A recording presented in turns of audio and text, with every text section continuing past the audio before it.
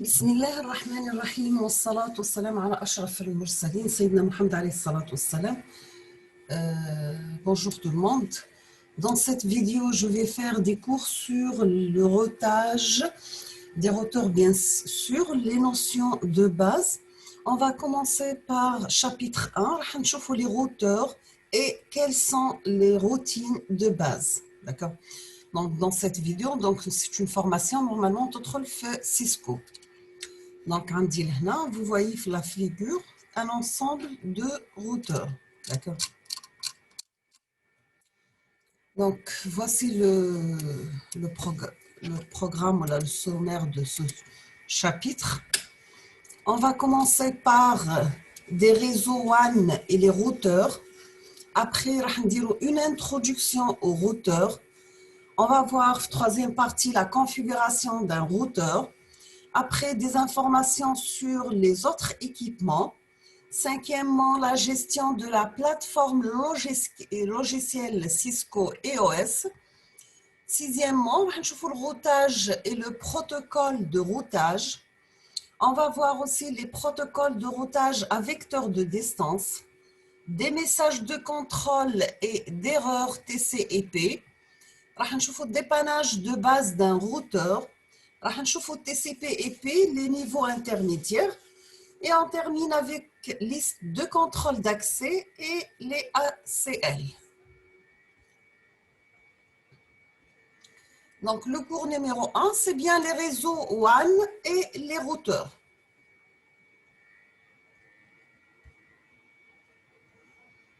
On va commencer par une introduction au réseau WAN.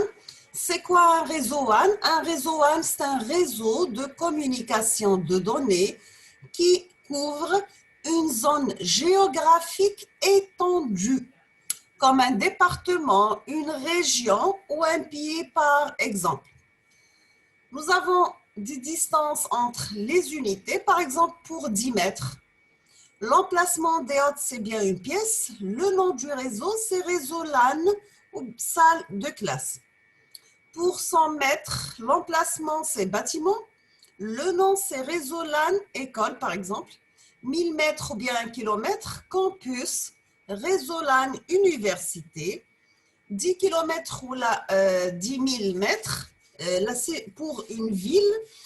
Donc le nom, c'est un réseau métropolitain pour 100 km. Donc on appelle ça pour l'emplacement des hautes et pour les pays. C'est un réseau WAN, Cisco, système international. Donc, nous avons pour 1000 km, c'est continent, un réseau WAN Afrique. Pour 10 000 km, planète, réseau WAN Internet. Pour 100 000 km, système Terre-Lune, réseau WAN satellite, terrestre et artificiel. Quelles sont les caractéristiques? C'est bien le réseau WAN relié des équipements géographiquement éloignés. Il utilise les services de porteuses d'opérateurs tels que le RBOC, c'est Regional Bell Operating Company, Sprint, le MCI, le VPN, Internet Service, etc. Elle utilise divers types de connexions serrées pour accéder à la bande passante. Et nous avons un réseau WAN fonctionne au niveau de la couche physique et de la couche liaison de données du modèle de référence OSE. Pour les équipements utilisés dans un réseau WAN, nous avons routeur, un modem et un serveur de communication. Donc, nous avons des routeurs qui offrent de nombreux services, y compris l'interconnexion. Le terme modem inclut des services d'interface, de qualité voix, des unités CSU, DSU servant d'interface pour les services T1E1 et des serveurs de communication qui concentrent les communications utilisateurs entrantes et sortantes via le RTC, c'est un réseau de téléphonie fixe, bien sûr. Pour les protocoles de liaison de données, le WAN spécifie la façon dont les trames sont transportées entre les systèmes sur une même liaison. Donc, il s'agit notamment de protocoles conçus pour fonctionner avec des services point à point, multi-points et commutés multi-access tels que les services FRAM relais. Pour les organismes gérant les normes, nous avons le UIT, -T, c'est Union International des Telecommunications, l'Organisation internationale de normalisation, le ISO, l'Internet Engineering Task Force, le IETF, l'Association d'industrie électrique, le EIA. Maintenant, on va voir une introduction au routeur dans un réseau WAN, sachant qu'un routeur, c'est un type spécial d'ordinateur. Il possède les mêmes composants de base qu'un ordinateur de bureau standard. Il est doté d'un processeur, de mémoire, d'un système de bus, ainsi que diverses interfaces d'entrée-sortie. Les routeurs doivent être équipés d'une plateforme logicielle, le iOS, Internet Working Operating Software, pour exécuter les fichiers de configuration. Ces fichiers contiennent les instructions et les paramètres qui contrôlent le trafic entrant et sortant des routeurs. Maintenant, on va voir les principaux composants internes d'un routeur. Nous avons l'UC. Un processeur UC exécute les instructions du système d'exploitation EOS.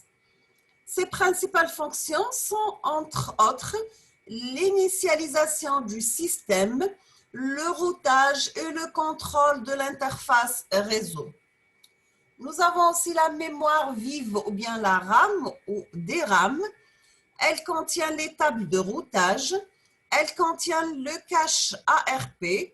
Elle contient la mémoire cache à commutation rapide. Elle effectue la mise en mémoire tampon des paquets, mémoire d'entrée-sortie partagée. Elle gère les files d'attente de paquets. Elle sert de mémoire temporaire pour le fichier de configuration. Elle perd son contenu à la mise hors tension ou redémarrage du routeur.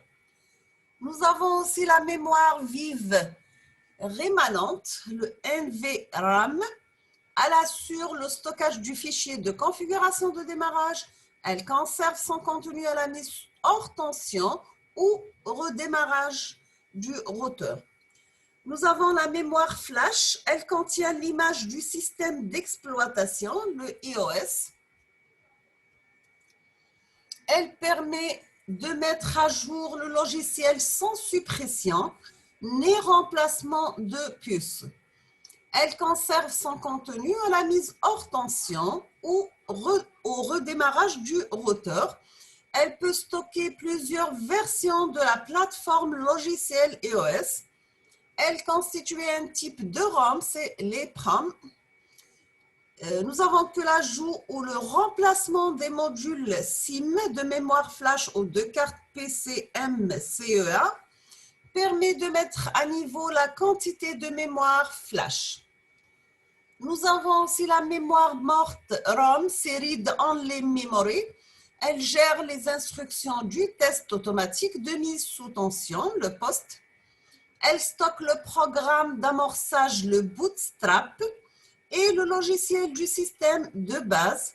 Elle nécessite un remplacement des puces enfichables sur la carte mère pour procéder aux mises à jour logicielles.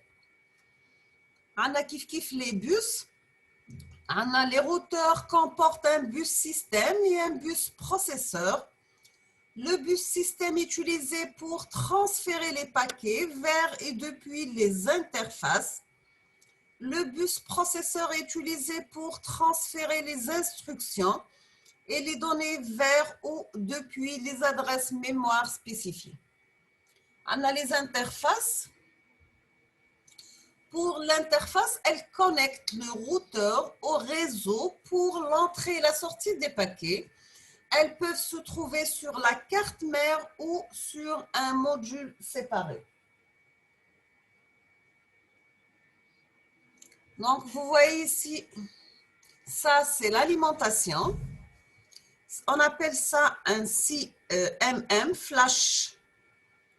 Ça c'est l'arôme amorçable. Ici c'est le DIMRAM. Et ici nous avons le processeur.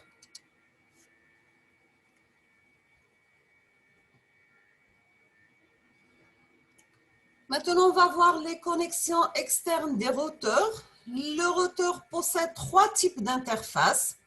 Nous avons LAN, WAN et console AUX.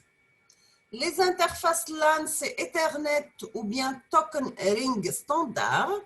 Les interfaces WAN, c'est port série, le RNIS et une unité de transmission de données, CSU. Nous avons aussi les ports de gestion, sont des ports série utilisés pour la configuration initiale. Donc, par exemple, la console. Les ports de gestion sont des ports série asynchrones de type EIA 232. Voici un exemple dans cette figure de port série, bien sûr. On appelle ça un port Fast Ethernet. Ça, c'est le port console. Ici, c'est un port auxiliaire. Nous avons un interrupteur d'alimentation marche arrêt et la connexion du cordon d'alimentation, bien sûr. Sachant que les cours HEDM, pour les gens qui ont déjà une idée déjà la télécommunication, d'accord? Donc, des cours d'initiation, c'est des cours pour des gens qui ont déjà le. La connexion des ports de gestion, pour le dépannage, il est préférable d'utiliser le port console. Voici le port console, plutôt que le port auxiliaire, car il permet par défaut d'afficher les messages de démarrage, de débogage et les messages d'erreur du routeur, d'accord? Donc, par exemple, ici, nous avons un connecteur RG45. Ça, c'est l'adaptateur RG45 à un DB9. Ça, c'est l'ordinateur et ça, c'est un câble console. Donc, la même chose, ici, j'ai un port auxiliaire, j'ai le connecteur RG45, un câble console, un adaptateur RG45 avec un DB25, là, on a RG45 et un DB9, et ici, c'est le modem au lieu de l'unité PC. راح نشوفوا la connexion des interfaces en mode console. Le port console, c'est un port de gestion qui fournit un accès hors bande au routeur. Il est utilisé pour la configuration initiale du routeur, pour la surveillance et pour les procédures de reprise après sinistre. Donc, pour connecter le PC à un routeur, on doit commencer par configurer le logiciel d'émulation de terminal sur le PC pour le port COM approprié, 9600 baud, 8 bits de données, aucune parité, 1 bit d'arrêt, aucun contrôle de flux. Deuxièmement, connecter le connecteur RG45 du câble à paire inversée au port console du routeur. Troisièmement, connecter l'autre extrémité du câble à paire inversée à l'adaptateur RG45. Nous un adaptateur RG45 à un DB9. Quatrièmement, connecter l'adaptateur DB9 femelle à un PC.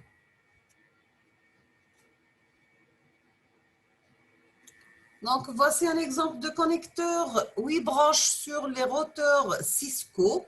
Nous avons port ou bien connexion, le type de port, la couleur, connecté à et le type de câble utilisé. Nous avons par exemple pour le port Ethernet, le type de port c'est RG45, la couleur elle est jaune, connecté à un concentrateur ou bien un commutateur Ethernet, le câble il est droit. Pour le WAN T1/E1, le RG48C, ou bien le CA81A. La couleur, c'est vert clair, connecté à un réseau T1 ou bien E1. Le câble, c'est RG48T1. Pour la console, c'est 8 broches la couleur bleu clair, connecté à un port COM d'un ordinateur, le câble séquençol à paire inversée. Pour le auxiliaire, 8 broches noires, modem, console à paire inversée. Le BRIS/T, c'est le RG48C/CA81A de couleur orange, connecté à unité N1 ou bien un PIX, Private Integrated Network Exchange. Le type de câble utilisé, c'est RG48. Nous avons le BRIU1, c'est le RG49C/CA11A de couleur orange, réseau RNIS, le câble est RG49. Pour le token, nous avons le UTP, le STP de couleur violet, connecté à unité token ring, le câble c'est token ring RG45. Maintenant, on va voir les types de réseau WAN. Nous avons un exemple d'une ligne louée. On appelle ça une liaison serrée synchrone. Pour liaison ou la commutation de circuits, donc par exemple, nous avons l'opérateur télécom, notre modem, le type de liaison, c'est serré asynchrone RNIS. À commutation de paquets, une liaison serrée synchrone avec un fournisseur de services. Maintenant, on va voir les routeurs de réseau LAN et WAN. Bien qu'un routeur puisse servir pour segmenter des réseaux LAN, son utilisation première est celle d'une unité WAN. Les deux fonctions principales d'un routeur sont de sélectionner le meilleur chemin pour les paquets et de commuter ces paquets vers l'interface appropriée. Un interréseau correctement configuré fournit les éléments suivants. Donc, nous avons un adressage cohérent de bout en bout, des adresses représentant les topologies réseau, une sélection du meilleur chemin, un routage dynamique ou bien statique et la commutation. Quel est le rôle d'un routeur dans un réseau WAN? C'est les caractéristiques qui distinguent un réseau WAN d'un réseau LAN, se situer en général au niveau de la couche physique et de la couche liaison de données. Autrement dit, les normes et les protocoles des couches 1 et 2 des réseaux WAN sont différents de ceux de même couche de réseau LAN. Nous avons la couche physique WAN, décrit l'interface entre équipement terminal de traitement de données et l'équipement de terminaison de circuits de données. En règle générale, nous avons l'équipement de terminaison de circuits de données et le réseau de fournisseurs d'accès et l'équipement terminal de traitement de données, c'est l'unité connectée. Pour le rôle principal d'un routeur dans un WAN, n'est donc pas le routage, mais la compatibilité des connexions vers et entre les divers normes physiques et de liaison de données d'un réseau WAN. Maintenant, pour les normes et le protocole de la couche physique WAN, nous avons le IA/TA 232, le V.25, le V.35, le X.21, le RNIS, le T1, T3, E1 et E3, le XDSL et SONET. Maintenant, pour les normes et les protocoles de la couche liaison de données WAN, nous avons le HDLC, High Level Data Link Control, le FRAM Relay, les 3P, c'est protocole point à point, le SDLC Synchrone Data Link Control, le SLIP, Serial Line Internet Protocol, le X.25 et le ATM. Donc, voici un exemple d'une liaison EIA TA232 entre un modem et un routeur. On a le DTE, c'est équipement terminal de traitement de données, unité utilisateur avec interface connectée à la liaison WAN. Pour le DCE, c'est équipement de terminaison de circuits de données, extrémité de l'unité de communication côté fournisseur de réseau WAN.